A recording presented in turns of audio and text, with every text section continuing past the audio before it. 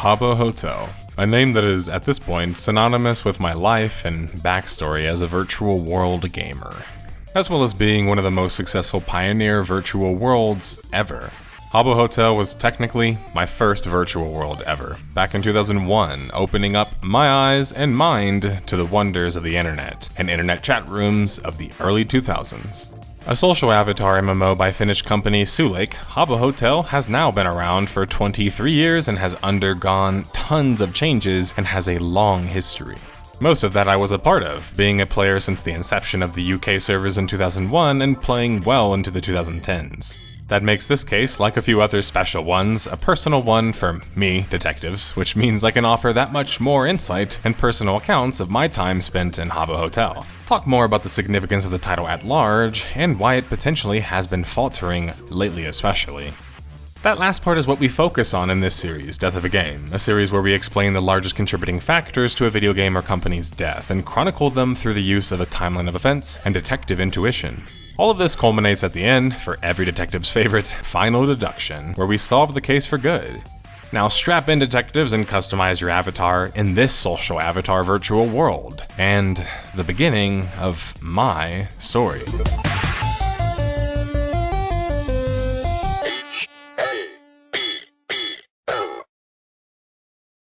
The beginning of the story starts over 20 years in the past, in August of 1999, when Finnish duo Appo Krydola and Sampo Karlialainen would team up and create a virtual space game for the rap group Mobiles, or Mobiles, depending on how they pronounced it. The game would serve as a place that fans could visit, create avatars in, socialize, and even dance. While it was supposed to be just for fans of Mobiles originally, it would actually grow in popularity so much that it would attract foreign users who were interested in a hangout game and the distinctive visuals that were therein.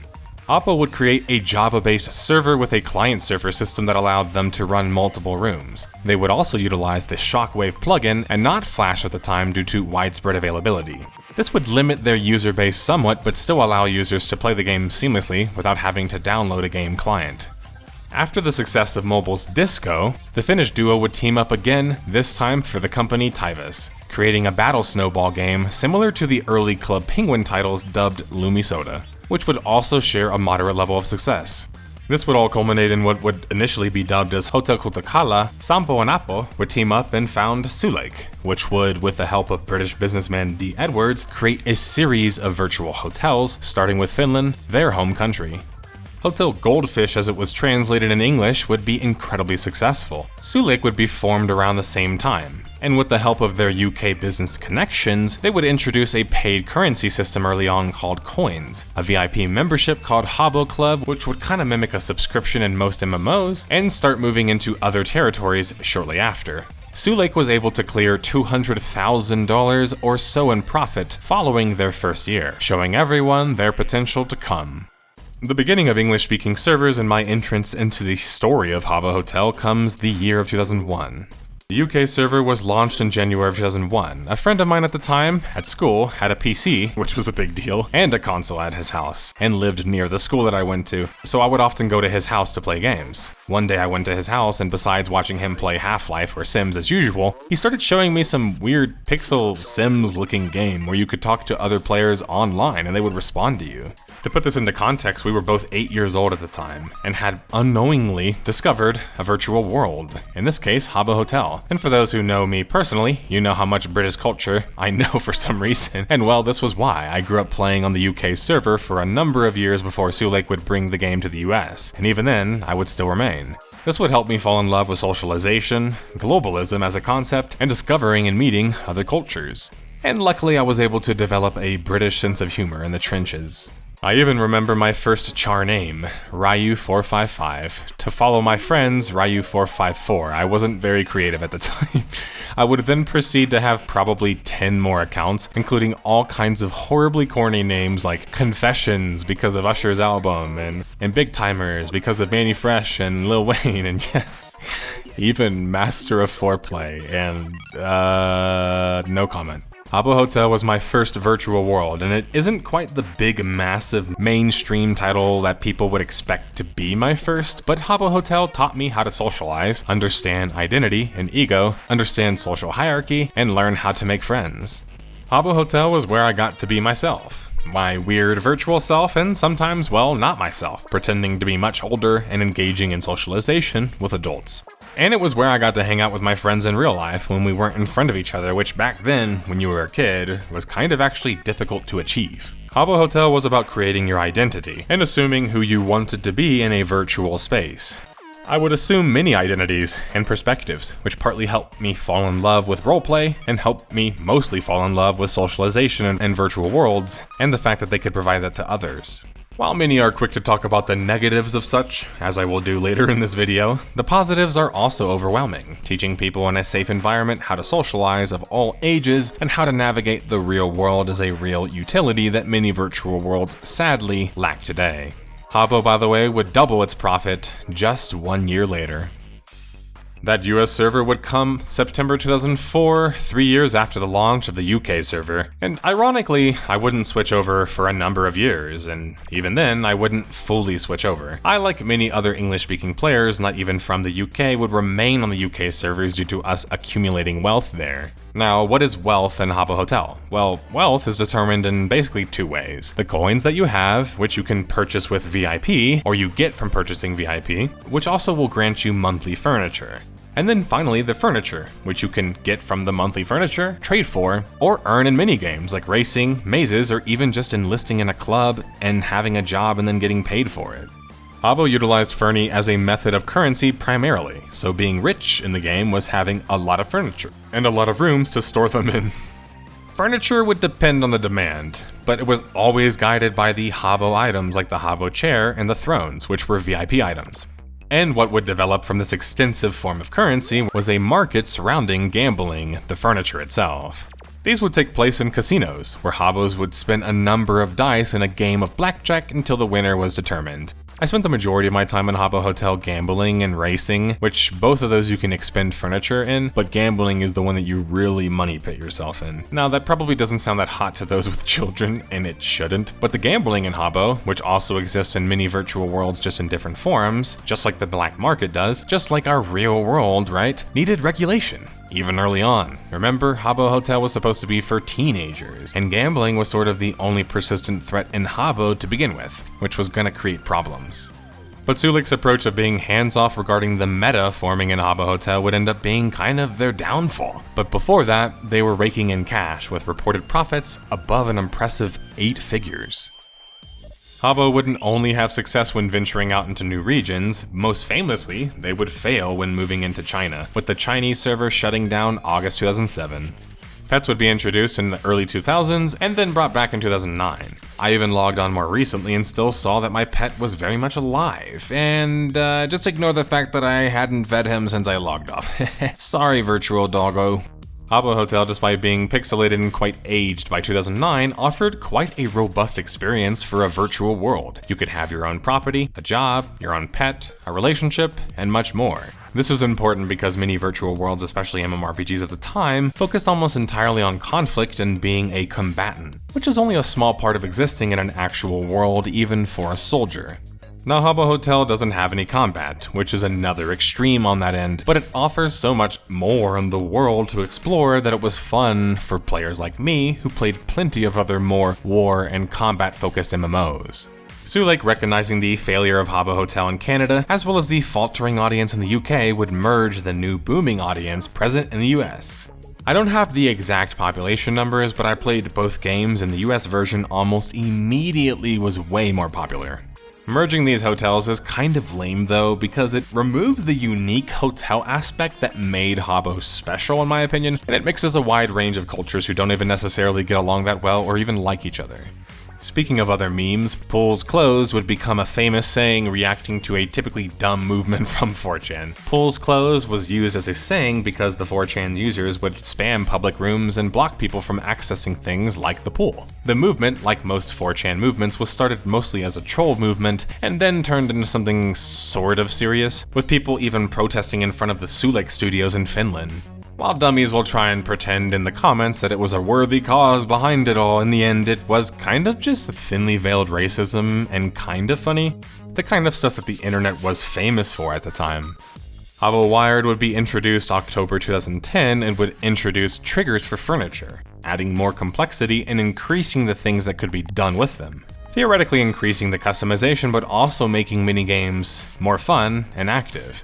Unfortunately, Wired was half-baked and wouldn't be touched until many years later, and it didn't really have the effect that it wanted or it possibly could have had in my opinion. Wired was also the only real attempt at evolving Habbo as a game, which made it feel rather stagnant after so long. Founder Habbo, the creator of the infrastructure that would power Habbo Hotel, would leave sometime in 2011. There isn't a real listed reason as to why. If I had to make an educated guess, it had to do with Habbo growing in size and starting to utilize investors more. This means that founders usually lose some control, especially if a board is erected with the investment, which puts the founders in a minority position usually. While to some this might seem simple, if you're a creative mind, you know that once this happens, you lose creative control, which is not a trade that many of us creatives want to make. I don't think it's possible to really run a virtual world without majority control personally, at least not your own virtual world you originally designed. Or perhaps Habbo just wanted to move on. He had been working on the same game for over 12 years at that point, and it was a pixelated game that launched at the turn of the century. Regardless of his reasons, his departure would be felt, and what would happen after his departure would just about seal the fate of Habbo Hotel in popular media going forward. The fate of Habbo Hotel would be changed irreversibly in the summer of 2012. Habbo was still able to generate millions in revenue by this time, which was quite impressive especially for its age. However, an investigation brought forth by Channel 4, a UK news program, would determine that there were numerous sexual allegations about Habbo, and these consisted of things like and things like yeah, and things like ugh. A 2-month investigation would have the Channel 4 anchors go undercover as an 11-year-old girl and find themselves coerced into sex or requested to be on webcam. Cybering, which is having sex through text on the internet, would also be a main form of initiation. Now, I can speak to this actually quite intimately, and I'm not really that embarrassed considering I was a child. This comes from a different perspective. For starters, Habbo Hotel never specifically would determine or request what the age of the audience even was or was supposed to be, and I'm talking about from the beginning. While Habbo might seem more in modern times like it's supposed to be for teenagers and kids, when I played Habbo, it was a good amount of older teenagers and adults, and these are people who are old enough to talk about and engage in sex. Problem was, for those who weren't 16 plus or older, like I was when I was younger, you always lied because otherwise people would just not even engage with you.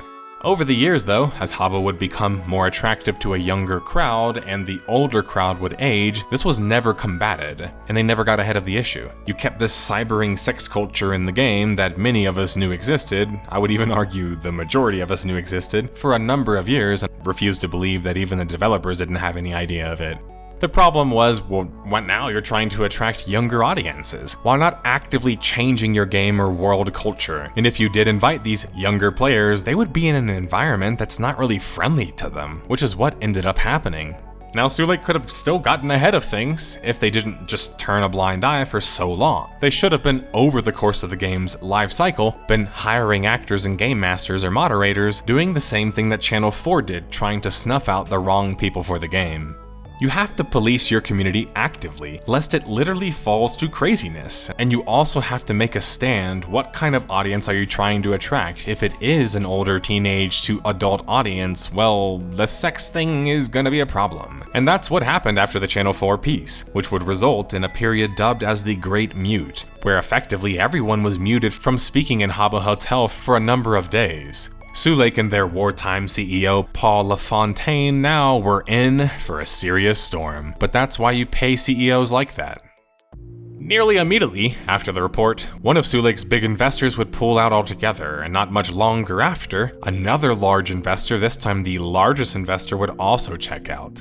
They would both cite sexual allegation claims as the reason for such. And the reason that major investors pull out is important, because most companies who want to skip the growth process accumulate wealth from other people, aka investments, in order to circumvent the process in many ways. Sulake not having a publisher meant that they needed someone to fund their expansions and ongoing costs, despite creating profits for the majority of the game's lifecycle. Without being too presumptuous, my guess was that their growth was directly tied to them taking outside funding, which would mean that they would always be destined to be reliant on such. My friend Card and I argue maybe just taking loans is the better decision for a creative person, rather than giving up creative control. At least that's what I will live by going forward in video game development. Revenues were down tremendously following the Great Mute. The LCS, or the limited chat system, was put into place, which would anger the majority of the Habbo fanbase, unable to even have basic conversations now. Suddenly, Habbo Hotel had become Club Penguin in terms of chat restrictiveness and target audience, which kind of killed the part that made Habbo Hotel unique in the comparison of the two. But now suddenly also, the majority of the Habbo Hotel audience who had aged really didn't find much reason to play the game, when they knew it was being made for kids. It was a massive knee-jerk reaction for Sulake, sure, but millions and potentially the company were on the line. And with Habbo gone, the burden for the current affairs was placed on the CEO and the other founder, Sampo. Habbo would be able to reach 75% of their previous numbers and try to make a statement that things were back to normal. But it felt more like they were trying to convince themselves and probably their investors more than anybody else. By the end of 2012, Sulake would axe up to 60 jobs, which would result in over 2/3 of their team being cut. Now I have to say, I don't know their exact financial situation, but having to fire over half your workforce after just one bad year seems like maybe some bad business must have taken place. Sometimes a big game just goes too big and continues to pour insane amounts of money searching for a wider audience that it's just never gonna get. Sampo would leave to start the new year, and it certainly would all point to things leading towards an acquisition. Sulake would be nearly fully acquired following the drama by one of their longtime investors, Elisa. Elisa would raise their 25% stake to a whopping 85%, purchasing the stock from existing shareholders. My guess is that the founders are included in that somewhat, as they typically would have their own shares. Elisa saw an opportunity. Their large money maker was on a downtrend, but not out just yet. Sometimes with acquisitions, they can breathe lifeblood back into a stumbling project. In the case of Elisa's acquisition, as to be largely expected with both creative founders gone now, their main focus seemed to be profit, which was shown by them immediately introducing a new form of currency in February of 2013 dubbed ducats. Ducats were a freely earned currency, think a daily currency or battle pass currency of sorts, that rewards continuous play, but one of the many free-to-play tricks introduced to make more money. While the Great Mute was a combination of not getting ahead of things and not properly creating the right community that you wanted to foster, the next major change was Sulake-inflicted, or self-inflicted. Sulake would introduce effectively a gambling ban in April of 2014. I really doubt that the founders, if they were still there, would have let this happen when gambling was the economy and the threat in Habbo. I know it might sound weird to those who've never played such a game, but it doesn't have combat or PvP, which means that you can't lose your loot except by gambling, really. Gambling, in a sense, was the challenge in Habbo Hotel, and although a questionable one morally, it was needed by 14 years of live service to make the game function. Sulake removing it nearly outright made a bunch of longtime members of the economic panic sell all their riches and get out of the business, causing a market crash. Meanwhile, Sulake, who was largely Elisa owned at this point, was introducing yet more currencies, this time diamonds. May 2014 would be the long-awaited iPad launch for Habbo Hotel, which felt pretty late considering that Pocket Legends, which had far more going on the screen, would launch on mobile devices in 2010. I only mention this because Habbo Hotel was so early in the social avatar scene. Had they been early in the mobile scene, they could have just flexed their IP muscles there and made a massive impact. Look at how successful and massive Korean MMOs are on mobile devices. Some of them make more than the majority of Western titles. Quietly in 2018, Azrion, a Dutch telecommunication ad tech company, would start investing into Sulake, and without making much of a hoopla, would end up snatching the majority from the Finnish company Elisa. An unexpected aspect of the story would be that Habbo was still by 2019 largely based on Flash. The problem being that, well, tragically, Flash would die, and Habbo was going to have no choice but to switch to another codebase or game engine altogether. Habbo would choose Unity and announce in October 2019 that they would be swapping their client over. This would introduce a modern client and a classic client operating within the same game. Habbo Hotel would try to appease both classic and new players alike in this attempt, which was a good idea in theory, the problem being the execution. Meanwhile, Sulake was launching yet another social avatar MMO with Hotel in the title, but one having nothing to do with Habbo. Hotel Hideaway would launch on mobile devices sometime in 2018, and has managed to garner at least a few 100,000 players over the course of that. The problem being is that the game is so painfully mediocre and has nothing in common with Habbo. It plays a lot more like a generic mobile game with the expected monetization to boot. Which I guess is good that the Habbo name didn't end up getting further soiled by that, but I just don't even understand it from a business perspective. You built up the game and IP and purchase it, why not make a sequel and maintain both? Instead, we get a subpar mobile game, which is probably the nicest thing that I can say about Hotel Hideaway. The same time of the client introduction, COVID was happening and bringing all kinds of new players and classic players alike back to Habbo for the first time and again. The game would see its largest resurgence right at the time to celebrate its 20th anniversary. Sulake, or current Sulake, however, would arguably fumble the bag worse than ever before, with teased screenshots of the new client coming with an apparent removal of the trade system in the game. This would end up being a temporary removal for nearly about half a year to be exact, but Sulake at the time was removing the personal trade system to merge it into the global marketplace system so that they could monetize each transaction. This would frighten and panic the remaining veteran players who would then mass sell their goods in an attempt to recoup some of that money in real life. Sulake would claim the changes would discourage black market selling and help develop the economy within the marketplace. But I'll cut through the bullshit and say that they probably just wanted to maximize how much money they could make from it, so they targeted largely the last large remaining population that they had, the economic-focused players. With gambling and trading changes also introducing new global taxes on top of everything, players were feeling completely squeezed out of their economy that they were just taking part in. Imagine if a world economy just shifted overnight. It's nearly unheard of, and the logic would never be, well, it's in the best interest, right? And the idea is they won't panic and leave because they are so bought in. But boy, were they wrong about that. Azerion, having been a longtime investor of Sulake, and thus Habbo Hotel, January 25th, 2021 would then push Lisa out fully and acquire Habbo Hotel's developer, Sulake. Azerion literally specializes in ad tech, and really isn't known for anything else, which probably means that Habbo Hotel was likely only to go downhill from then on, without any creative leaders to protect the integrity of what the game was supposed to be anymore, or at least placed in positions where they could, and no new innovation being introduced. It was basically a maintenance mode for Habbo at this point. And in record time, Azerion would prove that I was right, and would jump in on the NFT trend foolishly not long after acquiring the company. This NFT version would literally disappear in record time, likely facing record failures. Okay, well, it was slightly successful, but then it crashed. That's kind of how NFTs work, right? With Sulake deciding to pivot entirely to Web3, which was just catching steam at the time. Only a few years after releasing a new client for Habbo, Sulake would unveil a new client, and basically, game, announcing a spin-off title dubbed Habbo X and developed on the Web3 space. Web3 is best described as an idea for a new iteration on the web, which incorporates decentralization, blockchain technologies, and a token-based economy like crypto. While Web3 can offer many utilities to gaming, including virtual gaming, being such a new technology makes it ripe for people trying to cash in rather than innovate and create a good game. Habbo's introduction into Web3 felt haphazard. I mean, even just a year later, they were already removing the Web3 part and simply dubbing it blockchain or Habbo collectibles. This was likely due to the poor reputation that Web3 was receiving at the time, which might make them seem kind of aware, but doing it in the first place seemed anything but, especially after ruining your own game. But Sulake was trying to remain relevant tech-wise, despite their game being quite aged at this point. And that's where I can argue that virtual worlds probably shouldn't exist as a main game past a point. I mean, look at Korea. They come up with sequels and keep the old game running, and rake in all the double success from that.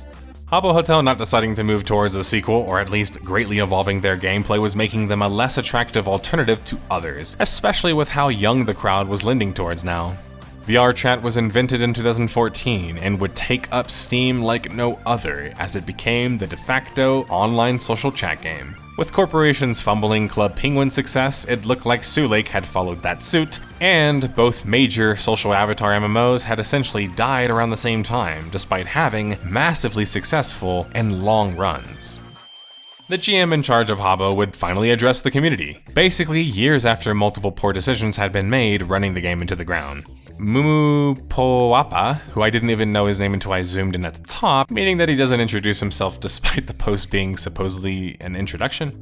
Anyway, this particular individual was the product director of Habbo. To be clear, I've never heard of him, but that makes sense considering he was a business intelligence guy brought on in the post-acquisition of the game. This director would claim that they had seen poor feedback regarding the modern client and were looking to focus on the classic client instead. Mind you, this was years after, and that's not how you keep a community alive or grow it. Not to mention by nearly forcing players to the modern version of the client due to the classic version being buggy and subpar, you were basically forcing players to essentially adopt a new game ethos to enjoy Habbo Hotel. This might sound kind of exaggerative, but that's because the original founder's goal with Habbo was to keep the game simple, so nearly anyone could play it. And the new client was anything but that, which went against the core of Habbo in my opinion. Mimio Papa would be in charge of basically all the aspects and recent aspects that fans didn't like the Habbo collectibles, the current Habbo, which had nearly no changes, and it turns out he was also the lead game designer for the new social avatar game Hotel Hideaway that launched back in 2018.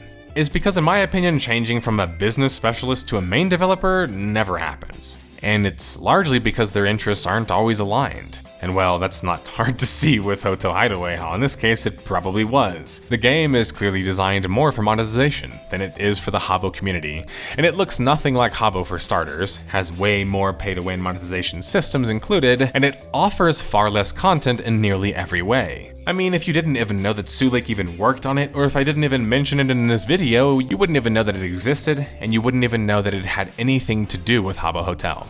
Even if they were trying to introduce Habbo players into their game by promising them furniture and rares, it didn't really seem to be crossing over that much.